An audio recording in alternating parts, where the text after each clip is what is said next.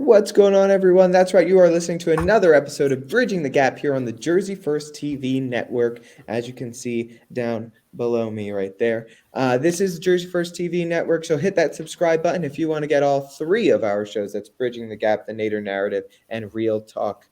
And if you are interested, check out the website, jerseyfirst.org. Go sign up for our newsletter, sign up for our pledge, and get involved over on the website. You can see all of our content over there as well. Jersey First is a great organization, so check us out over at jerseyfirst.org. Hit the notification bell. Get notified whenever our shows get aired. Anyway, this is Bridging the Gap. I'm AJ Malillo. I'm Stephen Rambolo. And I hope you guys are all having a wonderful, wonderful week. If you can't tell, Steve and I, for whatever reason, completely unplanned, completely accidental. I'll even take this out really quick. We have gone full like Jersey Guido Italian vibe. How you done? You know, like I got this new haircut, I got the chain on, whatever. Steve looks like he's coming straight from Staten Island. How you doing? How you doing? But on down the shore. I'll meet you at DJ's. We got the O's in our last name, and we could do it. We could do it. Well, anyway, Steve, how's your week been, man? I mean, listen. I've been thinking all week about what I want to use this little segment of time for. And I've really been wrestling with this because I've had a pretty good week. My lovely girlfriend came up to visit. We had a wonderful Valentine's Day weekend. A wonderful Valentine's Day, and that's good and well.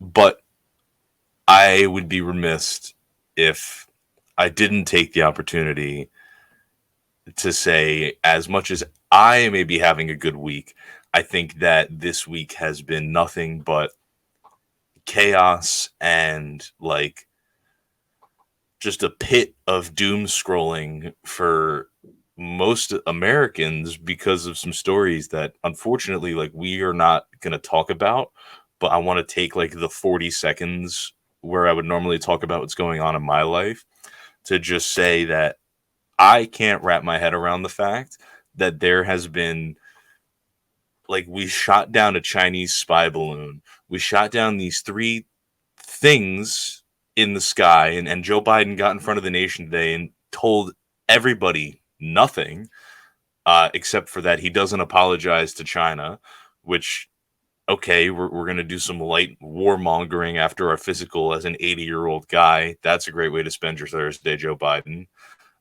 We have a toxic train derailment that's, basically had a mini Chernobyl look in Ohio, and the governor's telling people, yeah, you can drink the water and breathe the air. And there's footage from tens of miles away from where the spill happened of dead fish washing up in lakes and people, putting testing chemicals in rivers and watching oil come out. So that's blowing my mind. We've had 3 or 4 at this point other trains derail. We had a truck spill with hazardous materials. There's a plastic plant on fire, 5 acres in Florida right now, that's also just pumping toxic fumes into the air. So we're shooting things from the sky. We're breathing in chemicals. We're dumping chemicals into the water. And all Joe Biden has to say about any of this is that he doesn't apologize for shooting down a Chinese spy balloon. I've never been more dissatisfied, like, from the response from a president to just a string of what feels like these incomprehensible, like, national issues than I did this week. And I could not, say in any clearer terms how much of an abject failure it is on the Biden administration to have not done more to give and bring Americans peace of mind when our military is shooting things out of the sky. We have poison leaking into water supplies and the air, and all you have to say is you don't apologize and you want competition with China. How does that make any American go to sleep and feel good tonight? You had a senator last night tell people when he walked out of the hearing on these UAPs, they're calling them now, to lock your doors. Those were the words from a senator. And Joe Biden says, oh, there's nothing to worry about. There's nothing to worry about. Why did we scramble fighter jets, coordinate with another nation, and shoot things out of the sky, Joe Biden, if they're nothing to worry about? Why did you have to address the nation if they're nothing to worry about? So my week, personally, great. I got this new watch too. But my week would be better if we had more answers and more competent government that I could trust.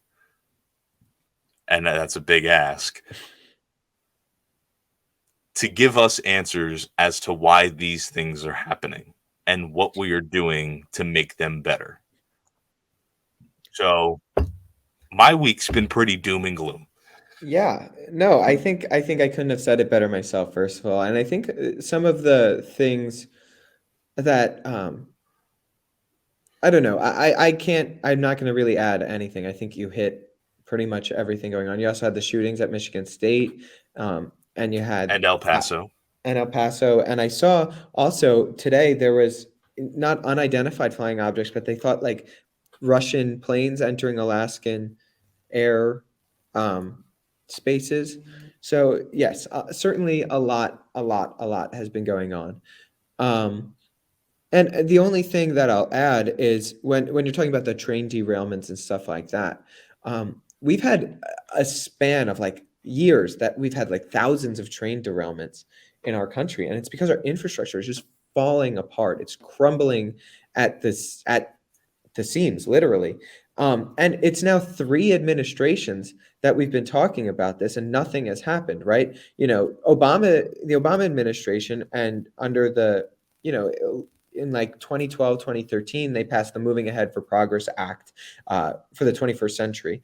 And it was supposed to revamp our infrastructure, and nothing has really happened in that sense. Then you had Trump's administration comes in, and he has his infrastructure week, and he has his infrastructure bill and whatever, and nothing has happened. And now you have the Biden administration, and he ran on infrastructure, and it's the same thing over and over again. We live, Stephen, in my humble opinion, and I would say the opinion of most people in our country and a lot of people globally, the United States of America is the greatest country on earth. It's the global standard. It's what other countries look to be like, or at least that's what we want to be, right?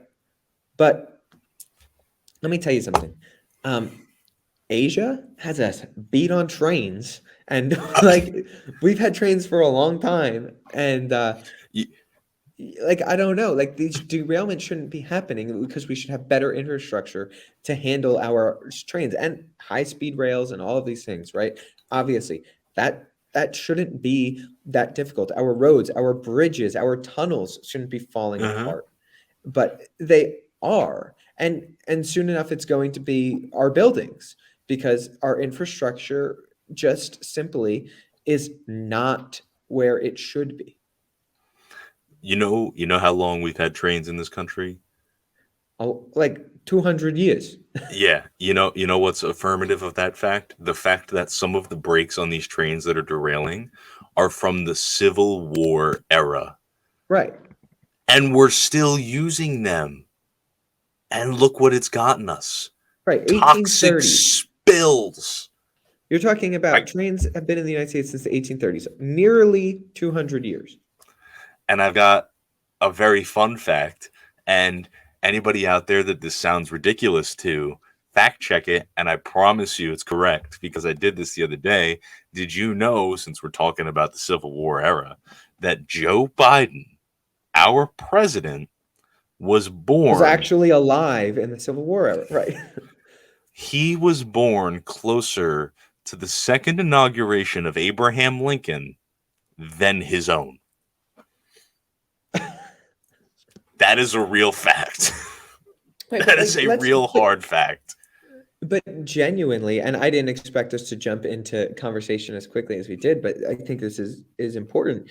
Genuinely, think about how we have all of these issues arising, and the man that's in charge right now is an 81-year-old geriatric. And it's like, I respect the elderly as much as the next guy, but does this guy in particular have the energy and gumption to deal with the week that we've seen? I don't think he does. And that's to say the leading candidate for the Republicans is 79. Like it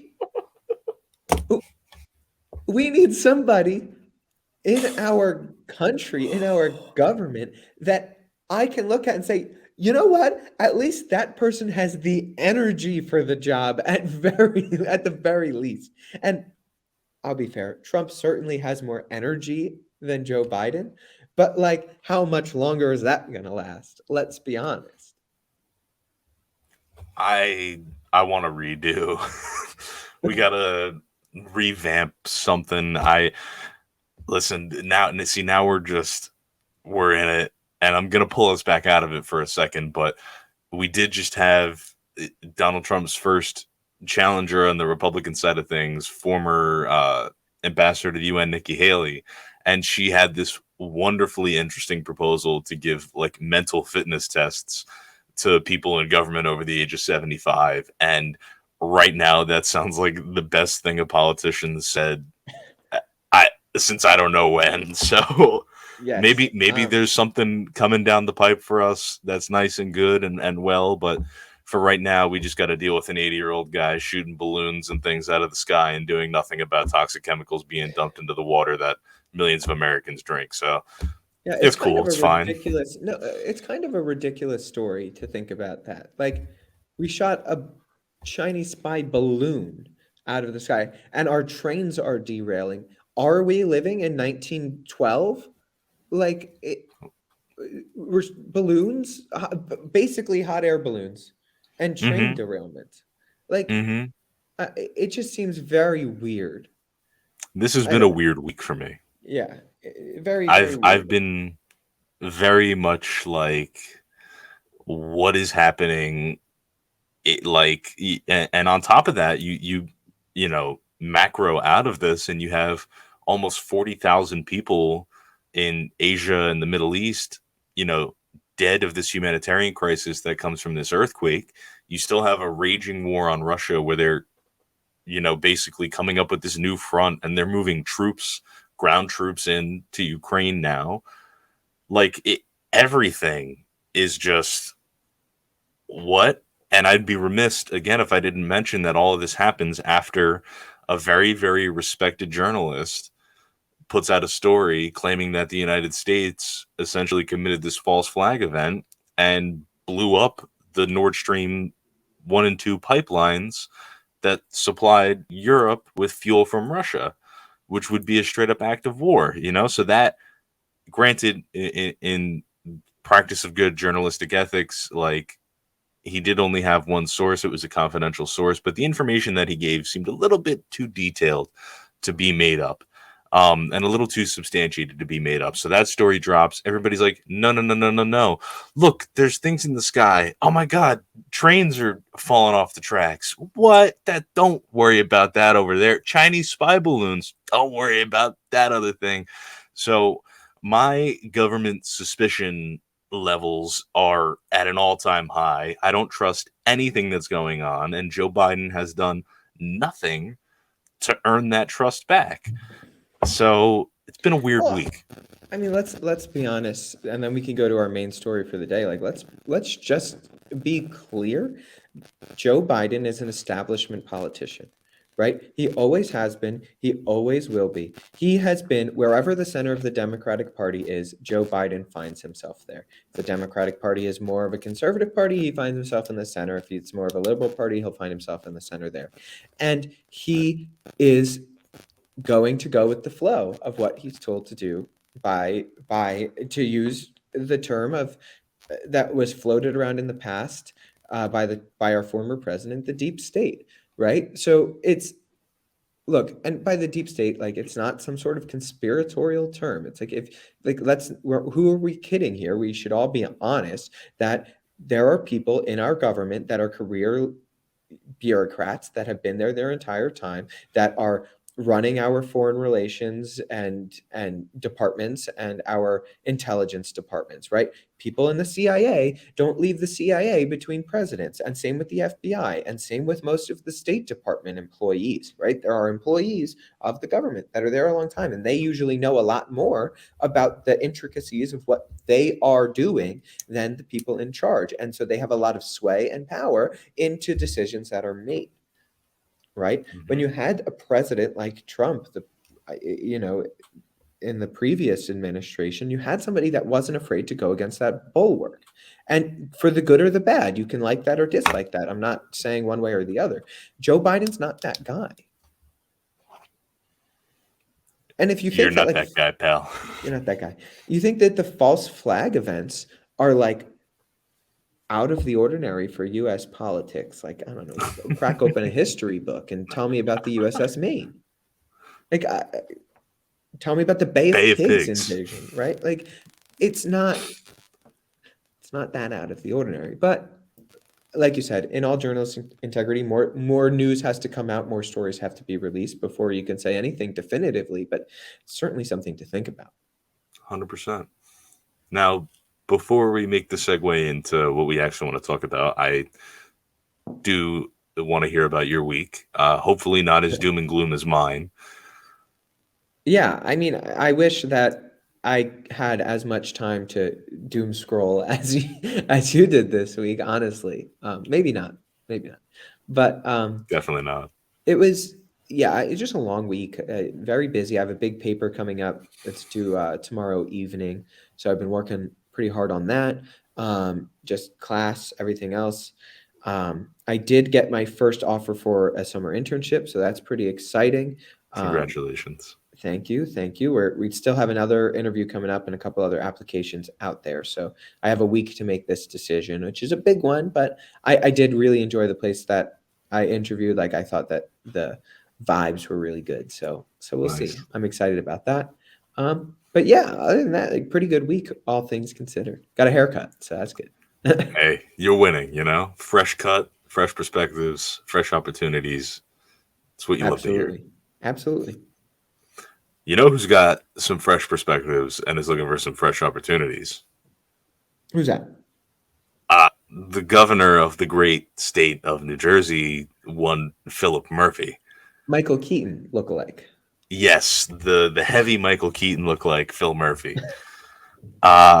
He gave a speech a few days ago at Rutgers wherein he announced this plan. This plan's been in the works. It was his like green energy master plan or something. I forget what it was called. Um, that had these pillars of accomplishments that he wanted to take over the next few years to make New Jersey 100% clean energy. By the year 2050. He comes out at Rutgers a few days ago and drops this surprise bombshell. Boom! I'm no longer known as the greenest governor in America. How am I going to fix that? We're going to bump that plan ahead by 15 years. By 2035, so you're talking what? 12 years from now, just over a decade. Phil Murphy has spoke about some pretty ambitious plans that he has for the state, which I will run through really quickly, and then we could sort of, have some discussion on and get thoughts on. I will say, out of these 6 pillars, 3 of them he owned up front. He was going to put into place by executive action. And the other 3, he was going to work closely with the legislature to try and pass them and codify them into law. This way, these initiatives outlive his administration, since this is his second term and he cannot serve as governor after this to see these plans through. So nothing like saying something and jamming it down your throat for the next 12 years after you're gone, right? Because that's a productive government and how that totally is supposed to work. But I didn't say anything. So the 6 pillars that Phil Murphy talked about, the first one was he wants 100% clean energy by 2035. So clean energy is from carbon neutral sources, which I know you and I both are happy to know includes nuclear power. But that leaves a lot of questions about the natural gas industry in New Jersey, which is booming. And we do get a lot of our energy in the state from natural gas. So a lot of questions to be answered there. He wants to outfit 400,000 homes and 20,000 businesses with zero carbon emission space heating and cooling systems. We don't know if these are going to be new homes, if we're going to retrofit these, systems for old homes. A lot of questions to be asked there. Also, he wants to, and I wish I could give you more here, plan the future of natural gas, whatever that means. And then his fourth pillar, he wants to allocate about $70 million from the Regional Greenhouse Gas Initiative to help lower the cost of electric vehicles, because by 2035, he wants to meet the standard of the California Advanced Clean Cars Act 2, which makes all new cars and light-duty trucks sold in the state to be zero emissions. So $70 million to go and make that a little bit more affordable. His fifth pillar, he wants all new cars and light-duty vehicles, exactly what I just said, by 2035 to be zero emissions. And then the last one, again, which is so vague, he wants to propose a rule by summer for enhanced flood protection. So like dunes? Dunes, there was talk about maybe flood maps, which, have proven nothing to be nothing short of nightmares for the people that live in these zones and predatory insurance companies and, all that stuff. And I think another important thing, too, that I wanted to mention when we talked about his vague planning the future for natural gas, he wants to generate by 2040 11,000 megawatts of our energy from the state from offshore wind, which is something that we'll touch on again in a few minutes because of a interesting connection to some things that have been happening recently. So big picture, we got 6 pillars. 3 of them are pretty vague. 3 of them we're going to have, imposed upon us by executive action. 3 of them we're going to have kind of pushed through the legislature. They're all supposed to live beyond the Murphy administration, and they all sound very expensive, costly, and like they weren't too well thought out. This seems like, in my opinion, a very, very big look at me, I'm trying to save the world, move to New Jersey, we already have the highest taxes and we're going to tax you more. So I don't know. You know what it sounds like to me? It sounds like, hi, I'm Phil Murphy, and I would like to run for president in 2020. That's exactly what it sounds like. With a Democratic ticket. It also sounds like, hi, I'm Phil Murphy. This is my final term in office, and I don't care how much anything is going to cost because it won't be my problem later. Because let's be honest, Phil Murphy is what? A multi-millionaire that will likely, if all of this does go through and inevitably taxes get raised on New Jersey, and say, I'm going to move to Florida. I'm good. Or Texas maybe, because there's no income tax there. Something like that. It simply sounds like you said. Well, let's see. What's the best way to put this? My favorite thing that Democratic politicians do is make these giant, huge plans for 15 years in the future and pretend like that matters or means something. Like, genuinely, they pretend like they are doing something. But in reality, they are just going to spend a lot of money creating government programs that ultimately don't fix any issues. Go ask California how their plan to fix homelessness by X year is doing. It's not doing anything. It's just guzzling money. They're just dumping money into problems and pretending like that's going to solve anything. And first of all, I'm glad that nuclear energy is part of this. I think that Yes. nuclear energy is a good idea for the future, especially if it's done safely and effectively and so on. And it will be zero net carbon. Good. I'm glad that that's a part of it.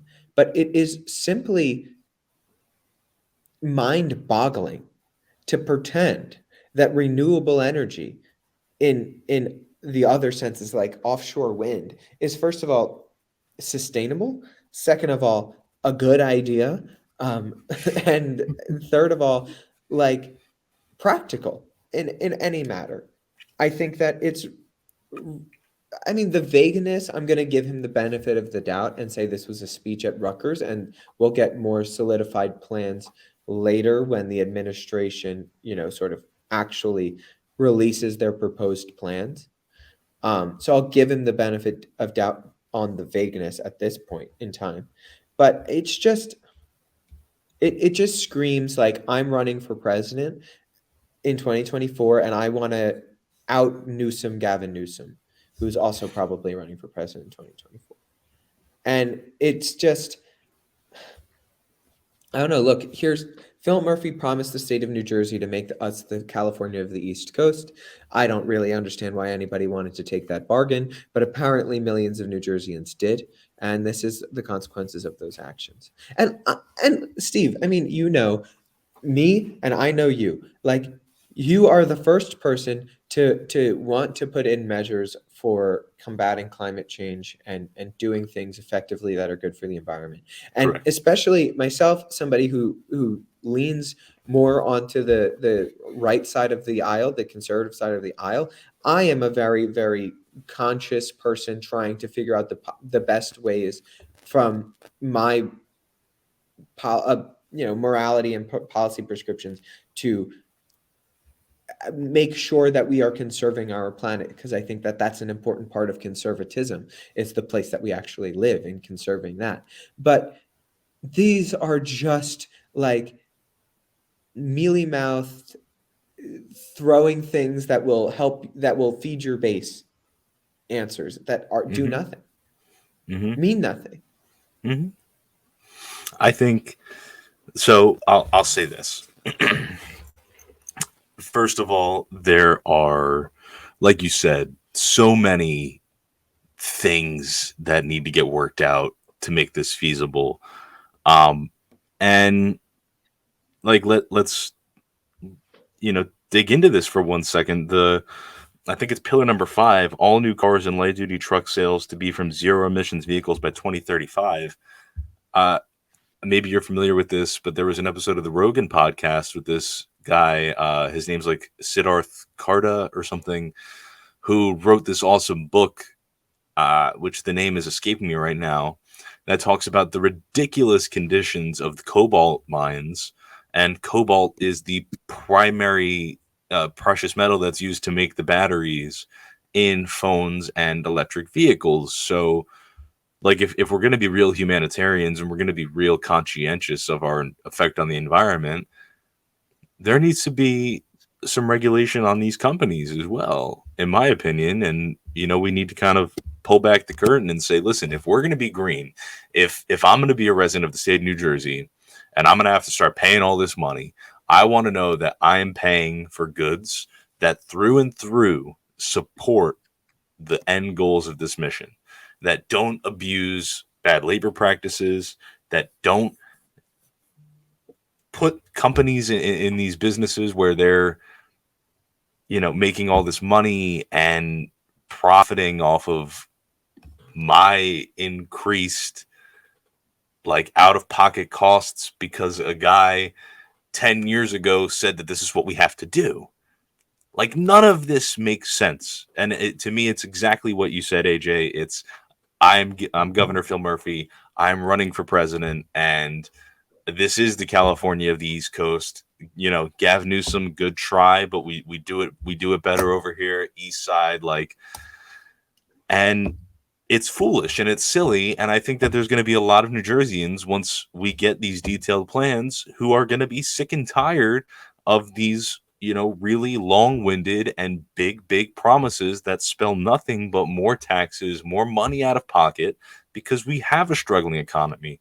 We are dealing with inflation. We just detailed all of these other things happening on a national scale.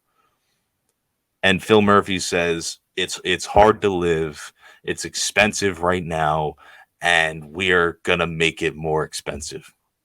And I don't know, What? Steve. Yeah, How I is don't that know. fair? I don't know. Like for me, these are plans that you come up with when things are going well. And this might just be like the conservative philosophy in me. It's like when things are going well, you come up with your big plans. When things aren't going well, you don't do those things, right? Hmm. Things aren't going well right now. I hate to break it to you. Our economy isn't doing great right now. Our unemployment numbers are really, really strong. But like, okay, fine, but inflation is super high. Go tell me what the price of eggs are and milk is, and try and feed a family. But Phil Murphy doesn't have to worry about that, right? So it's For like, the do first your. time, eggs cost more. A carton of eggs costs more than a pound of ground beef It's ridiculous, right? today. Like, try and feed a family of five on the average salary in the state of New Jersey, and then tell me these big plans. Like, tell me what really matters here. I'm sorry, I care as much about our future and the environment as the next guy, but I promise you, right now, people are struggling, real struggling. And if we don't do anything to fix that, we're not going to have to worry about the future. I agree 100%. I think one last thing that's worth mentioning is in the face of all of this, he finds it appropriate that to announce these plans, I believe the time frame was 2 days after we have a ninth dead whale, wash up on the beach in Manasquan, which is all but a 10-minute ride from my house. Again, a dead infant humpback whale.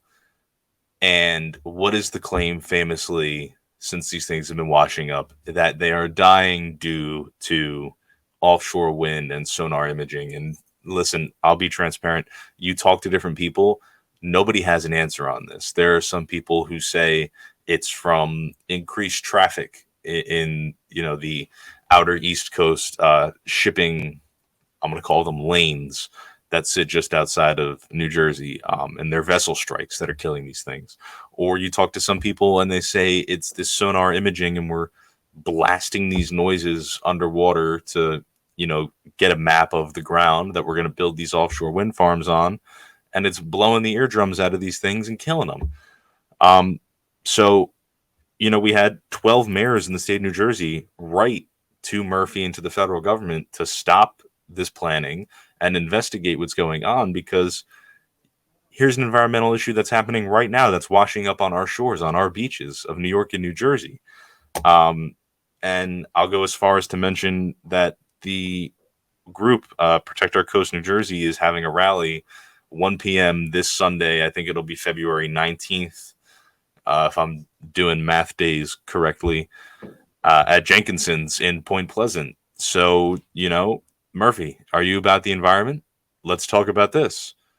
You come out 2 days after everybody's saying offshore wind is killing these whales. This is a big problem. You got 12 mayors in your state. This is a multi-state issue. And you say, I need 11,000 megawatts from offshore wind.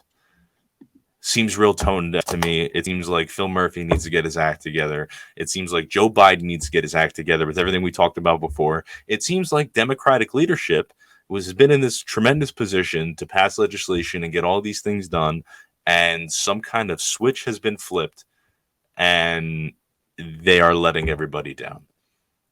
I Uh, have not been this upset at so many Democratic politicians probably ever in my life, and I'm hot about it.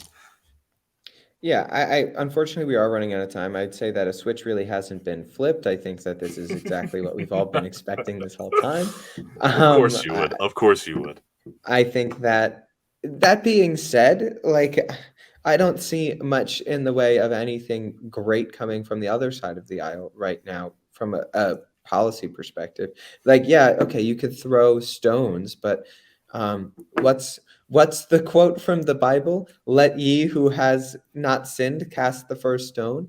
Like, none of these people are innocent. All of these people are part of the problem. And we need people to step up and be like, this is wrong. And those people are us, right? Those people are the citizens of the state of New Jersey, the citizens of the country, to say, we don't want this anymore. Do better.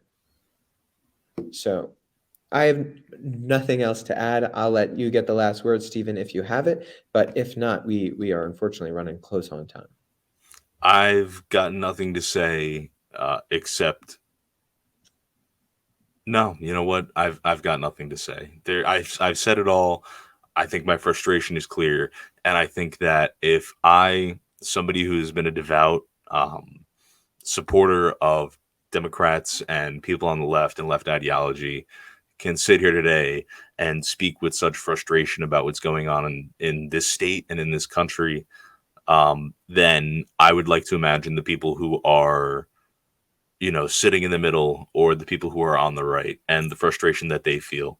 And, I would just say, let's hope that there's something that can, whip us back into shape and get the ball rolling, because the longer that we continue to move on like this, the worse it's going to get. Absolutely. I couldn't say it better. But that's going to do it here for us on Bridging the Gap. I'm AJ Malillo. I'm Stephen Rombola. And I hope everybody has a wonderful week, and we'll catch you next week.